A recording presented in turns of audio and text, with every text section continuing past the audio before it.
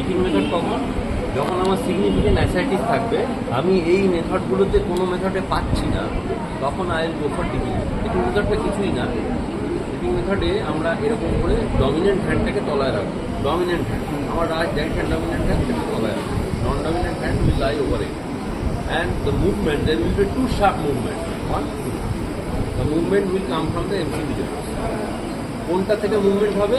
উপরের যে হ্যান্ডটা হবে, তোমার এই হ্যান্ডটা প্যাসিভ, উপরের যে হ্যান্ডটা হবে সেই হ্যান্ডটা থেকে তোমার rapid first will displace the fluid. যে ফ্লুইড ডিসপ্লেসমেন্ট হবে, তলায় যদি কোনো অর্গানোমেগালি থাকে সেটা হুশ করে ভেসে উঠছে। যখন ভেসে উঠছে তখন তুমি সেকেন্ড টাইম দিচ্ছ, ও উপরে উঠছে, তুমি ওটা নামাচ্ছ, তাহলে তুমি হাতে একটা অর্গানোমেগালি আসে কিনা সেটা পাবে। ঠিক আছে? আমরা কীভাবে দেখবো? এখানে দেখাচ্ছি তাকে, এদিকে দেখিস না, এদিকে দেখ। তাহলে ফার্স্টটা will displace the fluid, second যেই ডিসপ্লেস হবে জায়গাটাতে ফাঁকা হলো, ফাঁকা থাকার জায়গা নিচের যে অর্গানটা রয়েছে যদি সেটা অর্গানোমেগালি থাকে সেটা হুশ করে উপরে ভেসে উঠবে। ভেসে ওঠার সময় সেকেন্ড টাইমে যে তুমি স্ট্রাইকটা করছো তুমি হাতে পাবে। এইখানে তুমি কিন্তু মাছ ইনফরমেশন পাবে না, whether there is organomegaly or not, শুধু সেটা তুমি বুঝতে পারবে। ঠিক আছে? তাহলে এই ডিপিং মেথড আমি কখন করব? যখন আমি ক্লাসিক্যাল মেথডে অ্যাসাইটিস থাকা মানে কি ডিপিং মেথড করবো না? অ্যাসাইটিস থাকা হলেও আমরা নর্মালি যে মেথডগুলোতে আমরা পাওয়ার কথা, ক্লাসিক্যাল, প্রেফার্ড, অল্টারনেটিভ বা হুকিং, সেগুলোতে আগে ট্রাই করে দেখব। যদি না পাই I will go for dipping. Dipping মেথডে লিভারও দেখা যাবে, স্প্রিনও দেখা যাবে। ঠিক আছে? স্প্রিনটা আমরা দেখিয়ে দিই। স্প্রিন দেখানোর সময় সব মনে করবে যে হেপাটোমেগালি কখন বলে, টেন্ডার হেপাটোমেগালি কিসে কিসে হয়, কেমন what are the causes of hepatomegaly, এগুলো বইতে দেওয়া আছে, নাহলে আজকে শেষ হবে। এবার হচ্ছে স্প্লিন।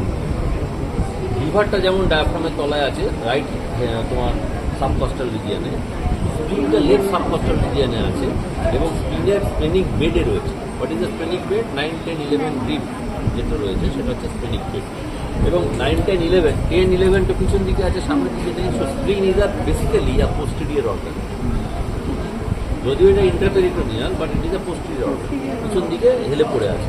আর স্প্লিনের যে হাইলামটা সেটা এখানে আছে, সেটা একটা গামছার মধ্যে একখানা নুড়ি ফেলে বা পাথর ফেলে তুমি যদি এরকমভাবে ঘোরাও, আরকে যেমন ঘুরে তেমনি স্প্লিনটা ওরকমভাবে ঘুরছে। তার হাইলামটা এখানে, এবার এখান থেকে এদিকে আসবে এবং এর যাত্রাপথটা কোন দিকে, ট্র্যাজেক্টরিটা কোন দিকে? Through the 10th coastal rib, through the 10th rib towards the right iliac ফোসা। আমি যদি জিজ্ঞেস করি স্প্লিনিক অ্যাক্সিস কোনটা, 10th রিব। স্প্লিনিক বেড কোনটা, 9, 10। তাহলে আমাকে যদি বলে স্প্লিনটা বাবা কোথায় আছে, আমি কীভাবে দেখাবো? স্প্লিনটা এইখানে আছে। এবার যখন পেশেন্ট দূরে শ্বাস নেবে, ডায়াফ্রাম নিচে নামছে, স্প্লিনটাই আরকে আসে। ক্লিয়ার? এবারে স্প্লিন নর্মাল যে সাইজ আছে তার থেকে 2.5 থেকে 3 টাইমস যখন বাড়বে তখন আমার এটা ক্লিনিক্যালি প্যালপেবল। তার মানে not palpable spleen, but splenomegaly is there, it is possible. 2.5 গুণ না বাড়লে তো আমি স্প্লিন হাতে পাচ্ছি না। তাহলে স্প্লিন বাড়ছে কিন্তু স্প্লিনোমেগালি আছে, কিন্তু আমি স্প্লিন প্যালপেট করতে পারছি না, ইট ইজ পসিবল। এটা বোঝার রাস্তা আছে, ইউএনজি করতে পারো, ক্লিনিক্যালিও বোঝার রাস্তা আছে বলছি। তাহলে যখন আমি স্প্লিনটা পাবো স্প্লিনোমেগালি হয়েছে তখন 2.5 টাইমস অ্যাটলিস্ট বেড়েছে। কোথা থেকে বাড়বে আমরা বললাম টুয়ার্ডস রাইট ইলিয়াক ফোসা।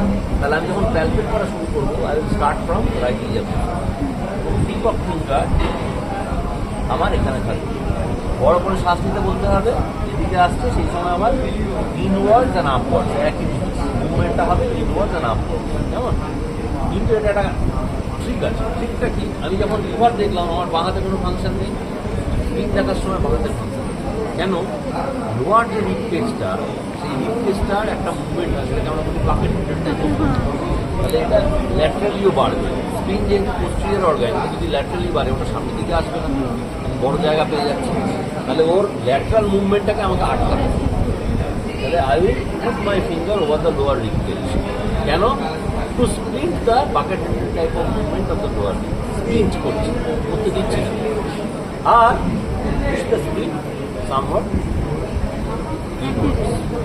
ঠিক আছে? তাহলে বাঁ হাতটা এখানে কেন রাখছি? দুটো কারণ। একটা হচ্ছে to split the movement of the lower bucket type of lower rib cage, আর to push the split somewhat forward.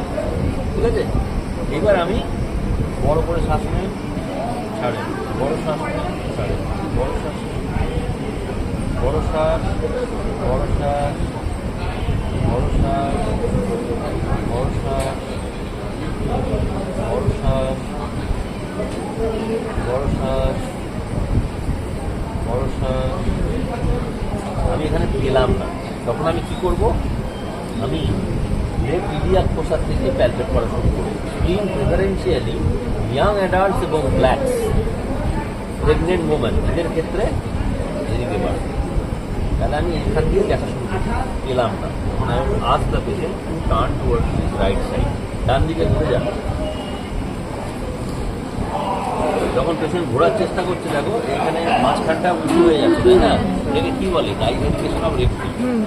It indicates there is chronic abdominal distension. Chronic abdominal distension due to any cause, pregnancy, ascites, any cause, will render the rectus abdominis muscle somewhat lax.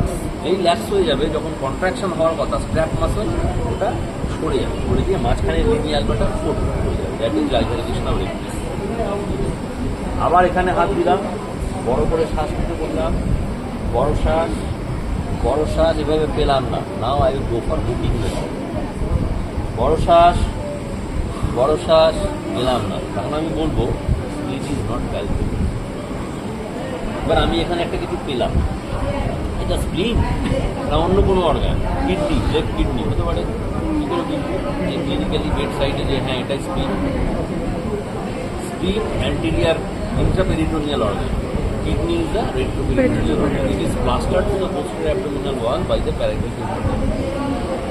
Kidney movement is upward downwards. এবং যেহেতু ওটা plaster to the retroperitoneal space, সেই জন্য ওর মুভমেন্টটা অনেক কম হবে। Intraperitoneal অর্গানের movement অনেক বেশি, তাহলে মুভমেন্টটা স্পিনের ক্ষেত্রে অনেকটা ওয়াইড হবে, বেশি হবে, এর ক্ষেত্রে অনেকটা কম হবে। কিন্তু যদি জাস্ট প্যালপেবল হয় তখন মুভমেন্ট আমি ভালো বুঝতে পারবো না।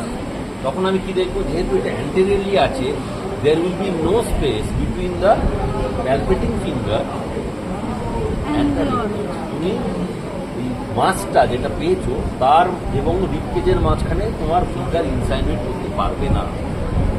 But if it is kidney, যেহেতু ওটা posterior organ, you can insinuate your finger between the mass and the lower রিবকেজ।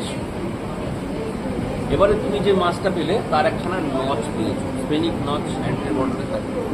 Anterior বর্ডারে যদি নচ পাও, it is the sure shot sign that this is the splenic notch.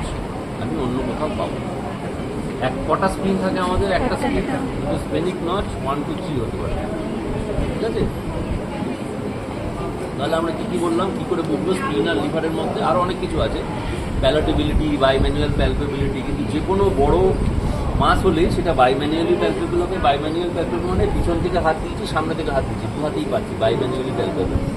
এবার পিছনে হাতটা দিয়ে জোরে চেপেছি, ওইটা উপরে এসে উপরে হাতে লেগে আবার পিছনে গিয়ে ধপ করে পড়েছে, that is ballotability. Any large mass is bimanually palpable and palpable. আগে বলা হতো কিডনির জন্য বেশি, ঠিক কিডনির জন্য বেশি, কিন্তু যদি স্প্লিনটাও বড় হয়, it is bimanually palpable and is also palpable. তাহলে বেসিক্যালি আমাদের তিনটে জিনিসের উপর দেখতে হবে। এক নম্বর, যে মুভমেন্ট যেটা হচ্ছে সেটা বেশি হচ্ছে কিনা, এবং টুয়ার্ডস রাইট ইলিয়াক প্রসাদ হচ্ছে না লেফট ইলিয়াক প্রসাদ হচ্ছে। যদি লেফট ইলিয়াক প্রসাদ দিতে হয় কম হয়, তাহলে সেটা কিডনি। যদি রাইট ইলিয়াক প্রসাদ দিতে হয় বেশি হয়, তার মানে সেটা স্প্লিন। Whether the finger, palpating finger, you can insinuate between the mass and the rib cage. যদি করতে পারো তাহলে সেটা কিডনি, যদি করতে না পারো তাহলে সেটা স্প্লিন। And whether the splenic notch is palpable. এই তিনটের মধ্যে একটা যদি আমাকে চুজ করতে হয়, স্প্লেনিক নচ, ঠিক আছে? Splenic notch. আর কার কার মাথা ঢুকছে?